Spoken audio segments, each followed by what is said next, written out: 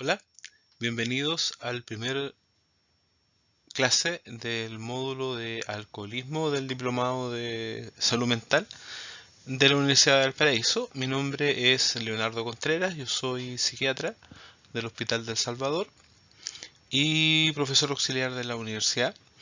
Y bueno, voy a hablar de varias cosas. En este primer video les voy a poner algunos datos respecto de cuáles son los riesgos y beneficios del uso de alcohol a nivel específicamente de salud. Para comenzar, digamos que el concepto trago estándar que se usa para, digamos, homogeneizar de alguna manera la cantidad de alcohol que beben las personas es de 15 gramos. Por lo tanto, un trago estándar de cerveza típica viene siendo alrededor de 375 ml, si es vino son 150 ml y si es algún destilado son alrededor de 50 ml. ¿Ya? Entonces, cuando uno quiere saber qué cantidad de trago estándar usa la persona y si la persona usa combinado, entonces hay que ver cuánto del vaso de 200 le pone de alcohol del destilado y si es la mitad, entonces ya un trago en realidad son dos. Considerando eso, ese tipo de trago estándar, se considera normal en la mujer beber menos de un trago por día, máximo 3 tragos en un solo día y máximo 7 tragos en una semana. En el hombre, menos de 2 tragos por día, máximo 4 tragos en un solo día y máximo 14 tragos en una semana. Y en el adulto mayor, hasta 2 tragos en un solo día y hasta 7 tragos en una semana. Fíjense que no hay un parámetro de consumo normal para población menor de edad ni para embarazadas. El consumo anormal de alcohol, por lo tanto, es cualquier cosa que supera la norma previa y cualquier consumo en personas que tengan antecedente personal o familiar de alcoholismo, de enfermedad hepática causada por el alcohol o de enfermedad pancreática causada por el alcohol. Parece ser que las personas que consumen de 1 a 2 tragos estándar al día tienen una mejor percepción de su salud, usan menos licencias por enfermedad, tienen mejor percepción de calidad de vida a futuro y tienen mejor calidad de vida asociada a la salud física. Las personas que usan menos de 5 tragos estándar al día en varones o 4 en mujeres tienen un 25% menos de discapacidad que las personas que son completamente abstinentes.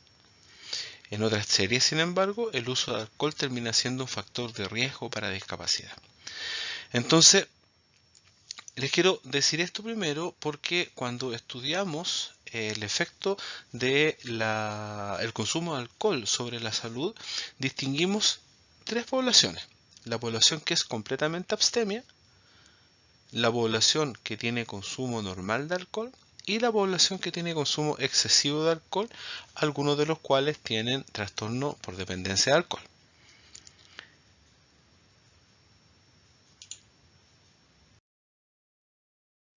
Ahora, cuando uno quiere saber qué pasa con el alcohol y la mortalidad, parece ser que el uso excesivo de alcohol aumenta la mortalidad y el uso moderado o normal de alcohol genera 20 a 30% menos mortalidad que los abstemios, pero también tiene menor mortalidad que los bebedores excesivos.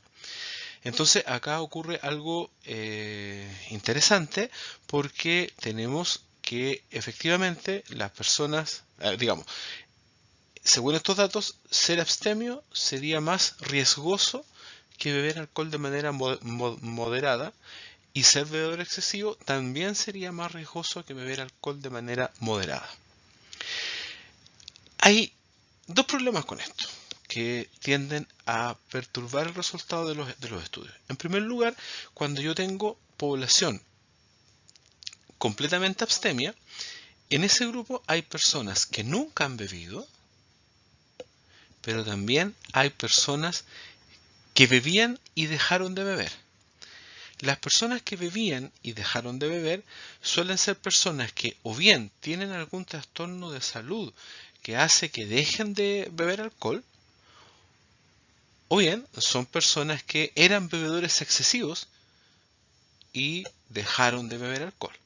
Por lo tanto, el grupo de los abstemios es un grupo sucio, donde tenemos algunas personas que efectivamente son y siempre han sido abstemios, y tenemos otras personas que han dejado de beber, muchos de los cuales tenían consumo excesivo de alcohol. Hay una tercera razón para que una persona sea abstemia, y que es una persona que tenga una percepción negativa de su salud, ya sea porque efectivamente tiene algún tipo de enfermedad seria o porque simplemente se percibe como más frágil. Por lo tanto, en el grupo de los abstemios es posible que se concentren personas con más patología médica general que en el grupo de los bebedores normales. Y en el grupo de los abstemios es posible que se concentren también personas con trastorno por dependencia de alcohol remitido, mucho más frecuentemente que en el grupo de los bebedores normales, lo cual por supuesto que podría en parte explicar que estas personas tengan mayor mortalidad que los que beben normalmente. Ahora, efectivamente, en estudios en que del grupo de abstemios sacan a los sex bebedores, el efecto protector del uso moderado de alcohol tiende efectivamente a perderse. Ahora,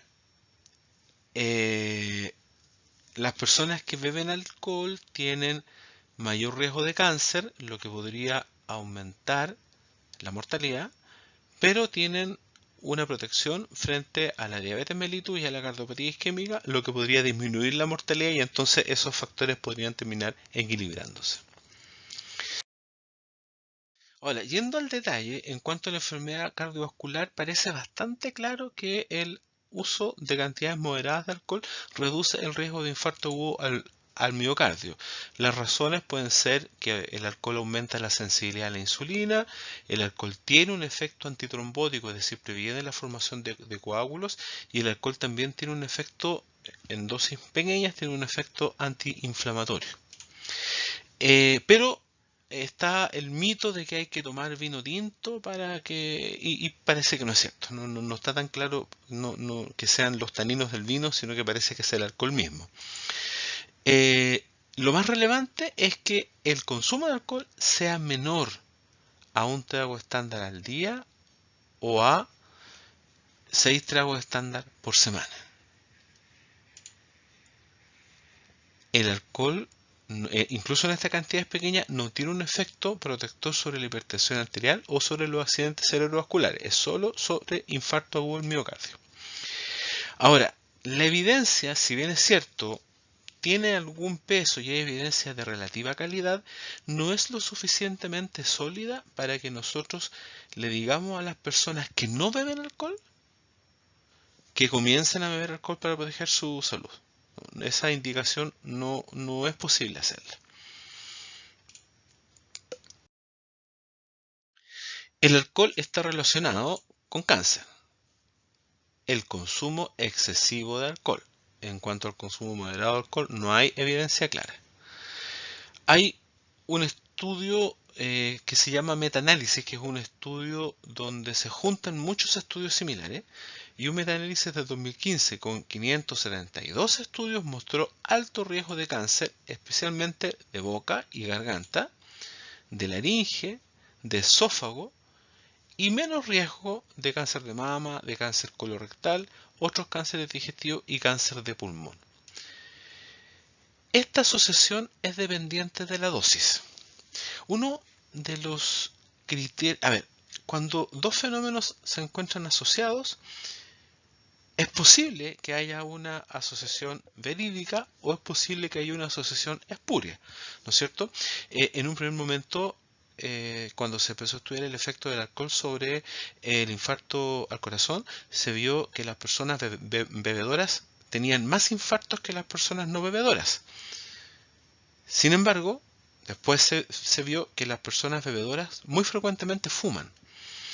Y el tabaco sabemos que produce más infarto. Entonces, cuando tú comparas a personas bebedoras que no fuman con personas no bebedoras y que no fuman, ahí las personas bebedoras que no fuman tienen menos riesgo de infarto. Eso es lo que se llama sesgo.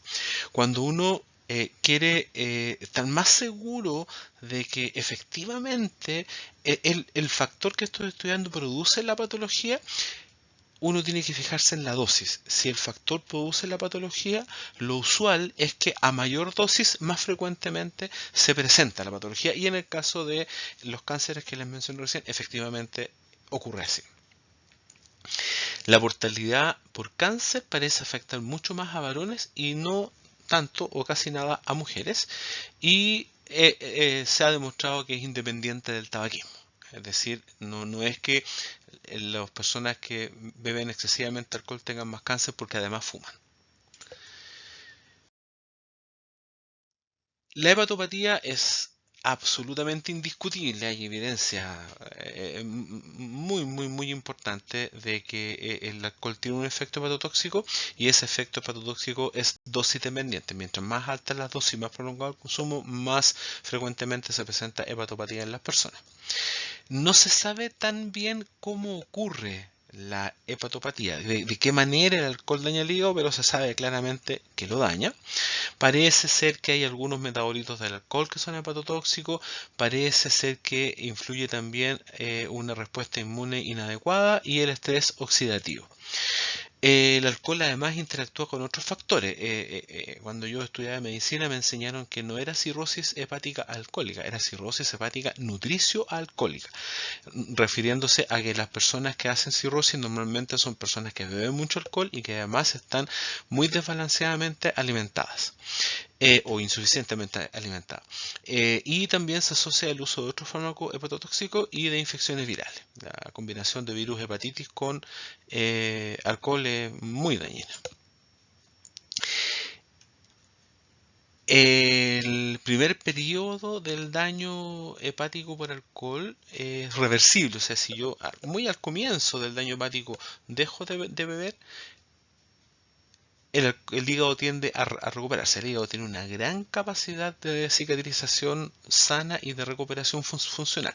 Sin embargo, cuando ya el daño es moderadamente avanzado, no hay retorno. O sea, ya el daño queda.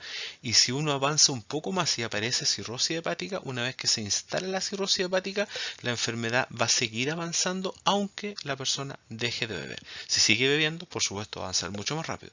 Pero si la persona deja de beber, de todas maneras la enfermedad va a seguir avanzando de manera independiente o relativamente independiente del consumo de alcohol. Estetosis hepática alcohólica significa que el hígado se infiltra de grasa y es la primera etapa del daño hepático por alcohol. Aparece en personas que toman de 7 a 9 tragos estándar diarios por 2 semanas. La mayor parte de la gente ya tiene, ¿cómo se llama? Daño hepático. Ahora, ojo, 7 a 9 tragos estándar son entre una botella de vino de 3 cuartos a una botella y media, o sea, no es poco. ¿Eh? Y eso durante 2 semanas continua. Pero si a esta persona la persona logra suspender el uso de alcohol, la estatosis va a desaparecer después de un lapso razonable. Cuando esto se complica y la persona continúa bebiendo, aparece inflamación. Existen las hepatitis o esteatohepatitis agudas alcohólicas, pero acá estamos hablando de la hepatitis crónica, ¿ya? Donde ya no solo el hígado está infiltrado de grasa, sino que aparecen células inflamatorias que afectan al hígado de manera crónica, y si esto se mantiene, el hígado entra en procesos de cicatrización continua, aparecen fibras que destruyen la arquitectura hepática y eso es lo que se conoce como cirrosis hepática. 7% de las estatosis hepáticas, o sea, uno de cada 12 o 13 personas, evolucionan a cirrosis.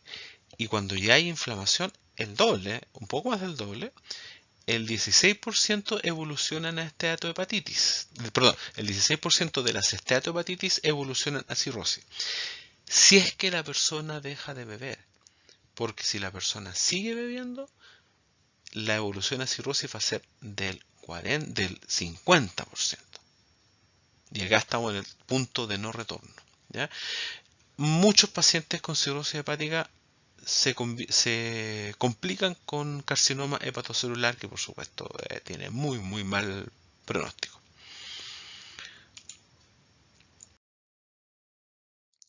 Ahora, en cuanto a cálculos en la vesícula, parece ser que el consumo moderado de alcohol reduce el riesgo de colelitiasis en mujeres, no, no tanto o no en varones, eso no está tan claro, pero el consumo excesivo de alcohol aumenta el riesgo de colelitiasis.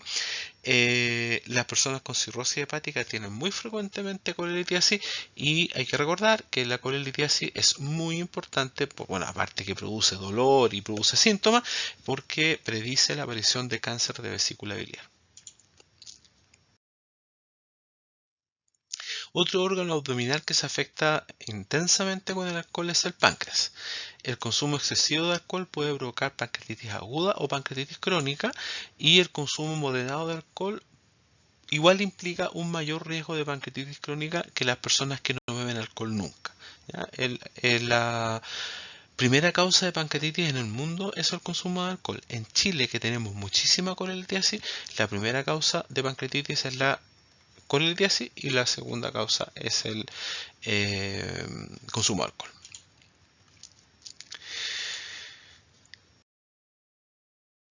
Hay alteraciones hematológicas. El consumo excesivo de alcohol afecta la génesis de las células sanguíneas, pero además las personas que beben exceso de alcohol generalmente tienen dietas muy desbalanceadas y la pobre ingesta de ácido fólico y vitamina B12 complica más las cosas. El hallazgo principal es una anemia con glóbulos rojos grandes, que es lo que significa la palabra macrocítica. Hay menor producción de glóbulos rojos con mayor destrucción de glóbulos rojos, pero además la anemia se puede complicar porque el alcohol está relacionado con la aparición de gastritis o varices en el esófago que también pueden sangrar. También en casos de cirrosis se aumenta el tamaño del vaso y el vaso destruye células y corpúsculos sanguíneos, entonces la persona va a tener disminución de los glóbulos blancos y disminución de las plaquetas. Pero esto ya es una etapa súper avanzada, esto es lo que uno ve en pacientes alcohólicos. La gota, que es la acumulación de ácido úrico en las articulaciones provocando crisis de dolor muy intenso, parece ser que hay bastante evidencia de que la aparición de nuevos casos de gota es mayor en bebedores, y acá la cerveza tiene mayor riesgo que los destilados y el vino parece no aumentar este riesgo. En las personas, este en el fondo es el riesgo de que alguien se enferme de gota. Ahora, en las personas que tienen gota, la ingesta de cualquier tipo de bebida alcohólica puede precipitar una crisis gutosa, es decir, un episodio agudo de inflamación articular con dolor. Y el efecto es dosis dependiente. También hay una relación con osteoporosis. Parece que el consumo excesivo de alcohol aumenta el riesgo de osteoporosis. En cambio, el uso moderado tiene resultados más contradictorios. En muchos estudios que han medido densidad ósea se presenta aumento en la densidad ósea en bebedores moderados. Sin embargo, las fracturas pueden aumentar en algunos estudios, pueden no cambiar o pueden disminuir en otros estudios. Acá, por supuesto que el hecho que una persona se fracture no significa necesariamente que tenga osteoporosis, porque las personas se fracturan cuando experimentan traumatismo, y incluso cantidades moderadas de alcohol aumenta el riesgo de accidentes y de caídas. La relación del alcohol con la diabetes mellitus es compleja. Parece ser que el consumo moderado de alcohol reduce el riesgo de que aparezca una diabetes mellitus porque mejora la sensibilidad a la insulina, pudiera estar relacionado con un menor nivel de triglicéridos y pudiera mejorar el control metabólico. Cuando la persona ya es diabética, parece ser que los diabéticos que beben cantidades moderadas de alcohol tienen menor riesgo de muerte por enfermedad coronaria, igual que la población general, pero aumenta el riesgo de neuropatía periférica. Y si la persona usa insulina, hay mayor riesgo de que haga hipoglicemias como complicación del tratamiento con insulina. Accidente y traumatismo. Ustedes me dirán, ¿se descubrió la pólvora? Bueno, sí.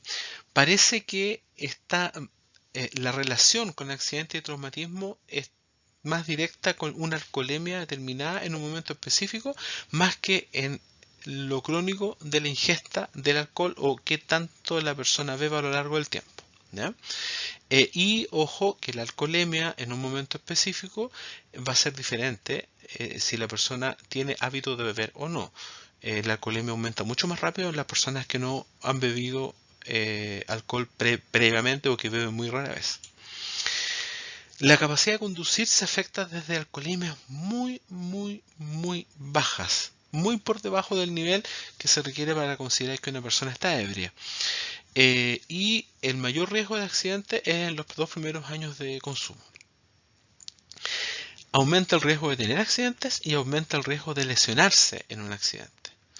No existe un nivel de alcoholemia segura para conducir vehículos o para realizar actividades peligrosas. Eso no existe. O sea, incluso ese nivel de 0,3 que existe en la legislación chilena, que es un nivel bastante bajo, sigue sin haber evidencia de que sea un nivel seguro.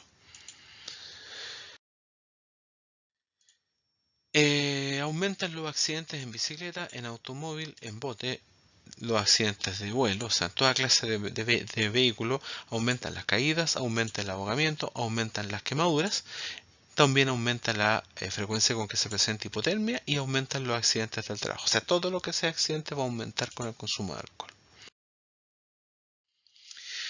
El alcohol también aumenta las conductas violentas. El alcohol está involucrado en 2/3 de los homicidios, en la mitad de las agresiones y en la cuarta parte de las violaciones. Es un factor bien importante. Y además, el abuso de alcohol aumenta el riesgo de suicidio en varias series de casos que han estudiado este asunto. El alcohol puede tener una relación que no está muy clara con la demencia neurodegenerativa. Cuando hablamos de esto, hablamos de demencia tipo Alzheimer, demencia frontotemporal, demencia asociada Parkinson, demencia por cuerpos de Lewy. ¿Ya?